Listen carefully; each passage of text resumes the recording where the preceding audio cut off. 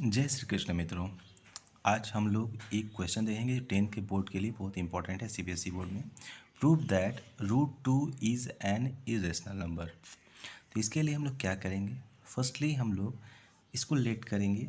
Late √2 is an rational number, sorry a rational number, a rational number ये मान लेंगे in the form of P by Q, where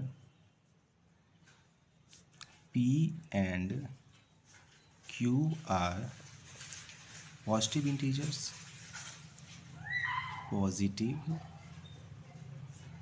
को prime numbers बोल सकते हैं हम लोग, पॉजिटिव को प्राइम इंटीजर्स। अब ये को प्राइम क्या होता है, एंड एक मिनट, and Q not is equal to zero, Q zero नहीं होगा।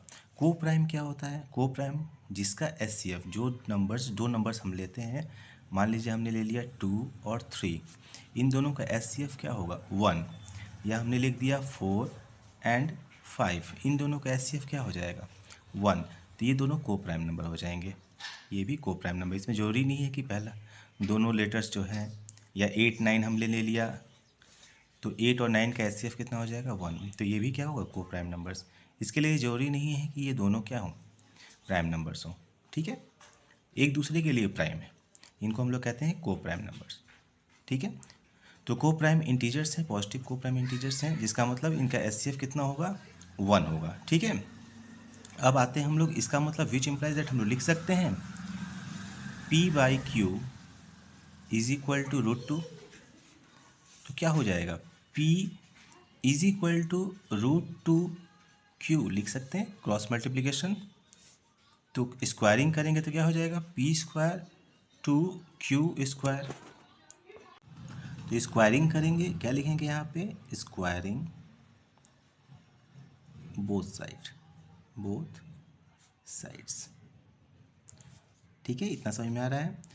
तो इसका मतलब क्या हो रहा है, P² जो नंबर होगा वो 2Q² जो कोई भी नंबर हो सकता है, इसको अगर 2 से मल्टीप्लाई करेंगे तो P² की वैल्यू निकलेगी, यानी P² क्या होगा 2 से डिविजिबल होगा, विच implies that P² is divisible by 2। जब P² डिविजिबल होगा 2 से, तो 2 क्या है प्राइम नंबर है। तो प्राइम नंबर अगर कोई इसका 2 से डिविजिबल है P² तो क्या हो जाएगा P भी डिविजिबल होगा, क्योंकि प्राइम नंबर्स है ना, प्राइम नंबर्स अगर 2 से डिविजिबल है, 2 क्या है प्राइम नंबर है, प्राइम नंबर अगर किसी को डिवाइड कर रहा है तो उसके स्क्वायर रूट को भी डिवाइड करेगा, इज ऑल्सो डिविजिबल बाई 2। इतना सही में आ गया। तो P डिविजिबल बाई 2 है। अब क्या करेंगे, लेट करेंगे हम लोग Q की value, Q is equal to क्या, sorry let P is equal to क्या हो जाएगा, कोई एक नंबर ले लेते हैं 2C, वेयर जहाँ पे एक नंबर हो गया P क्या एक नंबर हो गया, 2 और C कोई एक वेरिएबल है जिससे हम लोग 2 को मल्टीप्लाई करते हैं तो P की वैल्यू निकलती है, क्योंकि P डिविजिबल है 2 से, तो हम लोग ऐसा लिख सकते हैं where C is a positive integer. कोई दिक्कत, इतना आप लोगों को समझ में आ रहा है। अब यहाँ पे क्या करेंगे हम लोग, फिर इसका स्क्वायरिंग करेंगे तो P² इज इक्वल टू क्या हो जाएगा 4C²।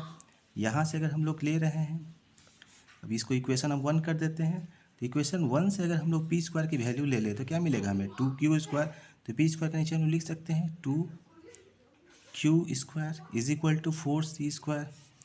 तो विच इम्प्लाइज दैट क्या हो जाएगा Q² 4C² डिविजिबल बाई 2, 2 से 4 कट जाएगा 2 बार में, that means Q² is divisible by 2C²।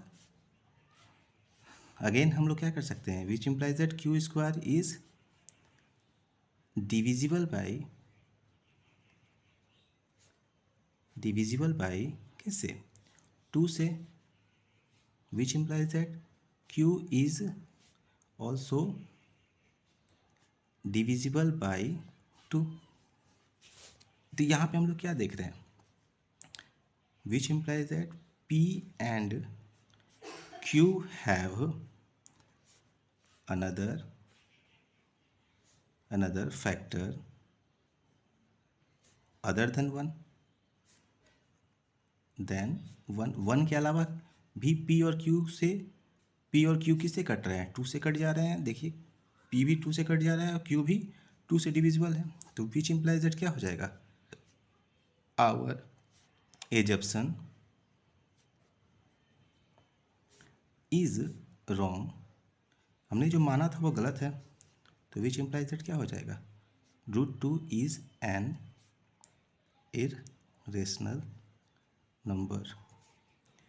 कहने का क्या मतलब है, हमने माना इसको, फिर से एक बार देख लीजिए, √2 को हमने रेशनल माना और ऐसा रेशनल माना जिसका जो को प्राइम इंटीजर, जैसे इसका मतलब इन दोनों का कॉमन फैक्टर P और Q का कॉमन फैक्टर क्या होगा, 1 के अलावा कुछ नहीं होना चाहिए। ठीक है, तो यहाँ पे हम लोग क्या देख रहे हैं, जब हम लोग सॉल्व किया तो P भी कट रहा है 2 से और Q भी डिविजिबल है 2 से। इसका मतलब कि हमने जो माना था कि 1 कॉमन फैक्टर होना चाहिए, 1 के अलावा भी क्या मिल जा रहा है हमें, 2 एक कॉमन फैक्टर मिल जा रहा है, 2 भी एक कॉमन फैक्टर मिल जा रहा है। तो हमने जो माना था कि रेशनल है, तो इस धारणा के हिसाब से ये तो गलत हो गया, हमने जो माना था वो गलत हो गया।